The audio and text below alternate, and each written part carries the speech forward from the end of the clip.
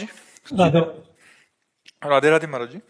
महाराज जी, आपके श्रीमुख से सुना है कि अंतिम समय में प्रभु का नाम लेने से भगवत प्राप्ति हो जाती है, लेकिन देखा गया है कि अंतिम समय में इंसान का नाम मन पे कोई कंट्रोल रह जाता ना जुबान पे। तो महाराज जी, इस समय में अगर जब जीवन भर भजन का अभ्यास किया जाता है तो अंतिम समय अपने आप नाम स्फुरित होने लगता है।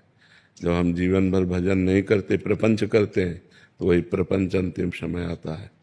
फाइनल जो होता है वो हमारे हाथ में नहीं होता है, अंतिम समय हमारे हाथ में नहीं होता है। उस समय बेहोशी स्थिति होती है, बड़ा दुख होता है, मरने के समय बड़ा कष्ट होता है।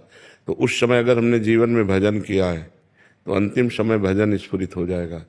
अगर नाटक किया है तो माया स्फुरित हो जाएगी। अगर हम भजन किए हैं और हमारी स्थिति ये हो गई कि हम बिल्कुल बेहोश हो गए, मरने का समय, उस समय भगवान उसके हृदय में स्फुरित हो जाते हैं।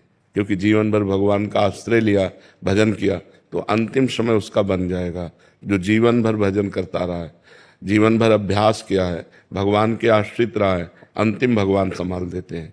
भगवान कहते हैं उस समय मैं उसके हृदय में मंत्र बनकर, नाम बनकर स्फुरित होने लगता हूँ। उस समय अपने आप चलने लगेगा राधा राधा राधा, कृष्ण कृष्ण कृष्ण। अब जीवन भर गंदे आचरण के, प्रपंच के, तो अंतिम समय कैसे भगवान का नाम याद आ जाएगा? परम पवित्र भगवान का नाम जीवन में लिया नहीं तो अंतिम समय कैसे याद आ जाए? इसलिए फिर अंतिम समय नहीं आता। वही फोटो खींचती है, जैसे अपने खींचो ना, तो जैसी आकृति होगी वैसे। तो उस समय जैसे आपको आपका कर्म आपको सुअर बनाना है तो आपके चिंतन में वही आ जाएगा और आप अगला जन्म सुअर का बनेंगे।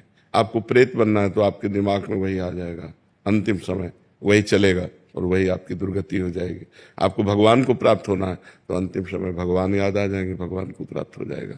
तो जीवन भर इसीलिए अच्छे आचरण किए जाते हैं, भजन किया जाता है कि हमारी मृत्यु सही हो, हमारी मृत्यु का समय भगवान का स्मरण हो जाए, इसीलिए भजन किया जाता है।